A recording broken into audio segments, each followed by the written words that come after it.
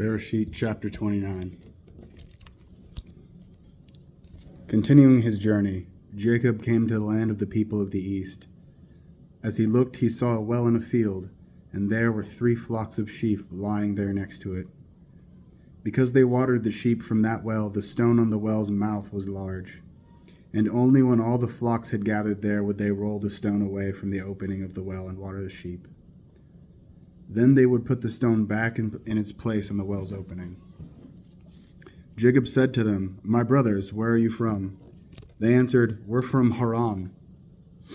He asked them, "Do you know Lavan, the grandson of Nahor?" They said, "We do." He asked them, "Are things going well with him?" "Yes," they answered, "and here comes his daughter Rachel with the sheep." He said, "Look, there's still plenty of daylight left, and it isn't time to bring the animals home, so water the sheep, then go and put them out to pasture." They answered, "We can't, not until all the flocks have been gathered together and they roll the stone away from the opening of the well. That's when we water the sheep." While he was still speaking with them, Rachel came with her father's sheep because she took care of them. When Jacob saw Rachel, the daughter of Lavan, his mother's brother, and the sheep of Lavan, his mother's brother, Jacob went up and rolled the stone away from the opening of the well and watered the flock of Lavan, his mother's brother. Jacob kissed Rachel and wept aloud. Jacob told Rachel that he was her father's relative and that he was Rivka's son. And she ran and told her father.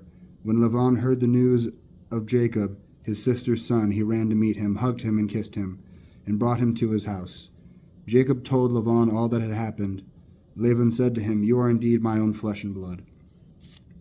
After Jacob had stayed with him for a whole month, Laban said to him, "Why should you work for me for nothing, just because you are my relative?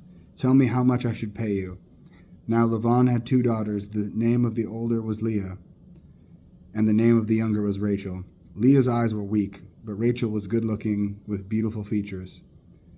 Jacob had fallen in love with Rachel and said, "I will work for you 7 years in exchange for Rachel, your younger daughter." Laban answered, "Better that I give her to you than to someone else. Stay with me."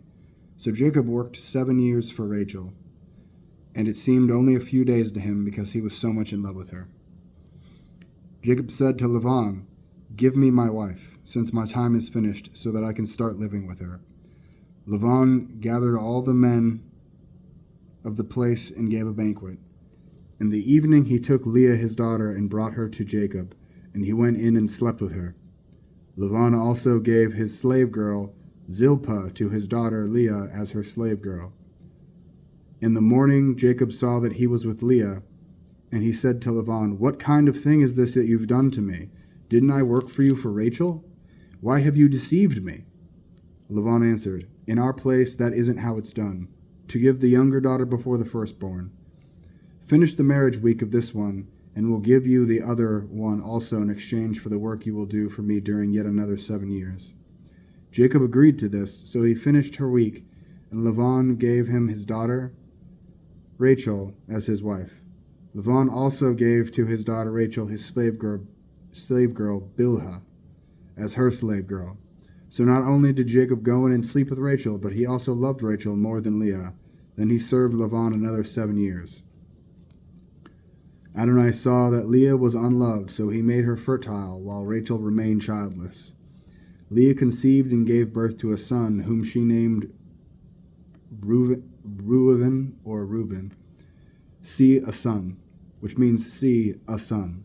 For she said, "It is because Adonai has seen how humiliated I have been, but now my husband will love me."